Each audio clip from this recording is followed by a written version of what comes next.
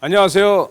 8월 13일 목요일입니다. 로마서 9장 14절에서 24절 말씀으로다 우리 함께 은혜를 나누겠습니다.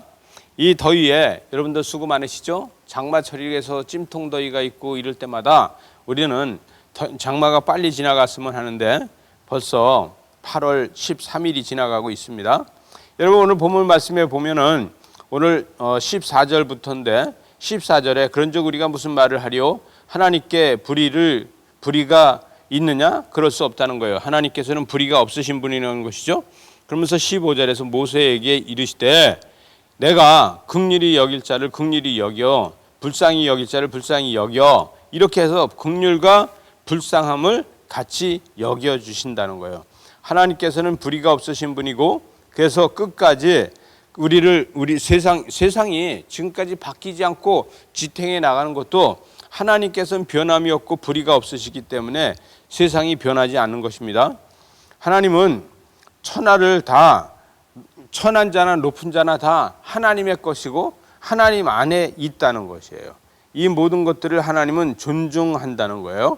그래서 16절에 보니까 그런즉 원하는 자로 말미암도 아니요 다름질하는 자로 말미암도 아니요 오직 긍휼히 여기시는 하나님으로 말미암이다.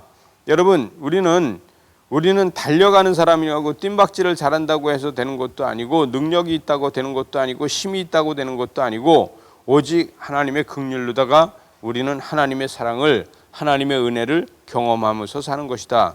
그래서 17절에 성경이 바로에게 이르되 내가 이 일을 위하여 너를 세웠으니 곧 너로 말미암아 내 능력을 보이고 내 이름이 온 땅에 전파되게 하려 한다. 이렇게 이야기했어요. 여러분 하나님께서는 애굽의 바로를 쓰셨다는 거예요. 근데 애굽의 바로를 어떻게 썼느냐 하면 선한 도구로 쓰지 않고 악한 도구로 쓰셨다는 거예요. 그래서 악한 도구로다가 바로를 세워주셨다는 거예요. 여러분 가룟 유다도 마찬가지 아닙니까? 가룟 유다도 선한 도구로 쓰지 않고 악한 도구로다 하나님이 쓰셨습니다. 여러분 우리는 정신을 바짝 차리면서 하나님 앞에 선한 도구로다 쓰여지는 저와 여러분이 되시기 바랍니다.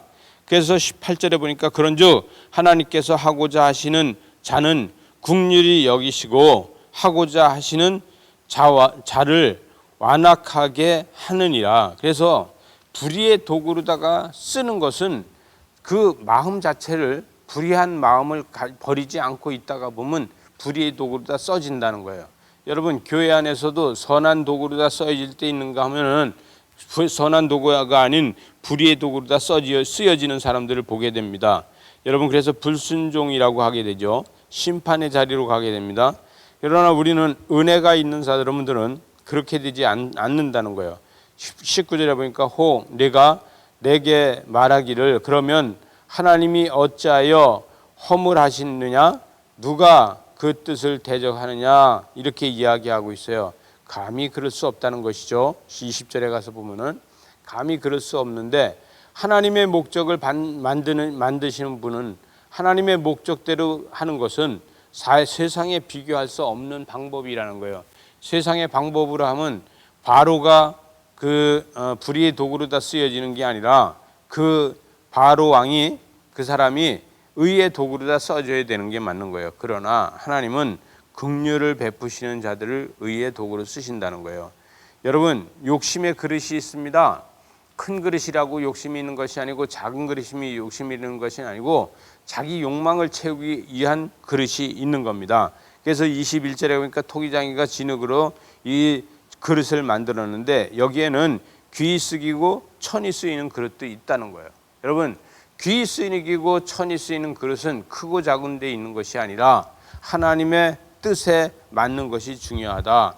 그리고 이 만들어진 그릇은 그 사명이 있다는 거예요. 그 사명을 모르면 욕심에서 깨지게 된다는 것이죠. 결국은 망하게 된다. 이렇게 이야기를 하고 23절에 가보니까 또한 영광 받기로 예비하신 바 긍휼의 그릇이 대하여 그 영광의 풍성함을 알게 하고자 하셨으므로 무슨 말을 하리요?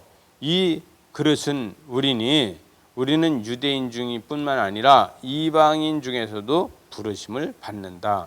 바울은 그래서 이것을 뭐라고 이야기하면 보편적 교회와 보편적 사랑을 이야기하고 있습니다. 그래서 보편적인 교회에서 하나님의 영광을 받으시고 타락한 자들이 아닌 그 회심한 자들을 통해서 하나님은 만들어 가신다는 거예요. 그래서 바알 앞에 절하지 않은 마치 7천 명이 있는 것처럼 우리는 그렇게 이 하나님 앞에 보편적으로다가 하나님만 바라보는 사람들을 통해서 하나님은 다시 일으켜 세우시고 쓰신다는 이야기입니다.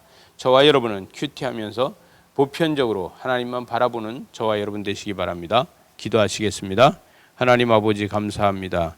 주의 말씀대로 주의 은혜대로 우리가 기도할 때도 보편적으로 하고 우리가 생활할 때도 보편적으로 하는 것 같지만 변하지 않는 믿음으로 하나님 앞에 영광 돌리게 하여 주시옵소서.